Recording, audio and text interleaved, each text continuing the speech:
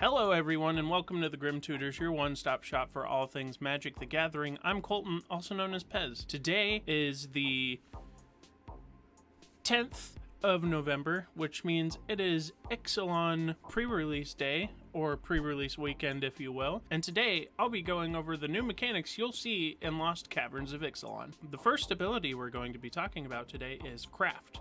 Craft is an ability which allows you to pay amount of mana to exile it, and whether it be an artifact or a creature or what have you, you get to exile another thing and the thing with Craft to return it to the battlefield transformed under your control with like a bigger effect, you know, or it'll transform into a creature or something of that sort, or an equipment like Idol of the Deep King. Enters the battlefield, deals 2 damage, but it has Craft with an artifact.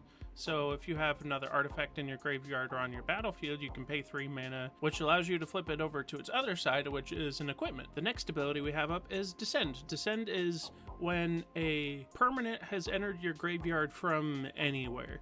It is if something died on your battlefield or you milled some cards, that's how you trigger the Descended. Take Brood Rage Mycoid, for example. It says at the beginning of your end step, if you descended this turn, create a 1/1 black fungus creature token with this creature cannot block. The next step, we have Descend 4, Descend 8, and Fathomless Descent. Is like Threshold in a way, where Threshold looks for all of the amount of cards in your graveyard. Descend looks for the amount of permanents that are in your graveyard. So Descend 4 meaning, do you have 4 permanents in your graveyard? Descend 8 meaning, do you have 8 permanents in your graveyard? And Fathomless Descent is kind of the same thing, except it keeps going because it's fathomless, right? So it could be like, say you have 14 permanents in your graveyard, then the Fathomless Descent is 14.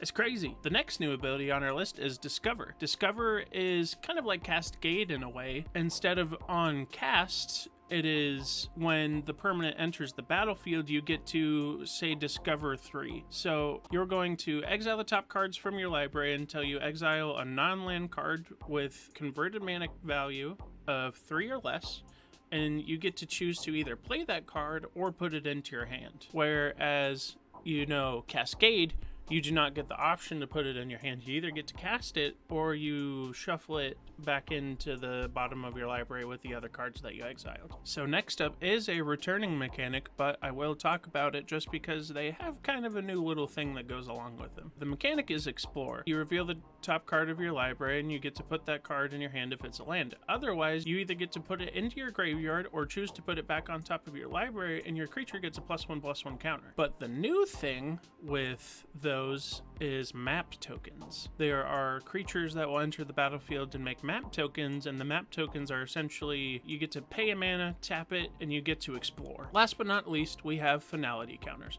Finality counters are something that are placed on a creature, but when the creature dies, instead of it going to your graveyard, it gets exiled. So it goes along with what it's called, right? It's called a finality counter. So it's its final stand kind of thing, you know? Take Intrepid Paleontologist. You can exile cards from a graveyard and you can cast dinosaur cards that you've exiled with the card, but when they come into play, they come with a finality counter, which means when they die, they do not go back to the graveyard. Thank you so much for watching. This has been a little deep dive into the mechanics of Lost Caverns of Ixalan. If you'd like to support the show, we have a Patreon at patreon.com/thegrimtutors. We are also on all of the social medias at Grim Tutors MTG. Please leave a like, comment, and subscribe, and be sure to share this with your friends. Thank you so much for watching. I hope you enjoyed this. I'll see you all next time. Bye-bye.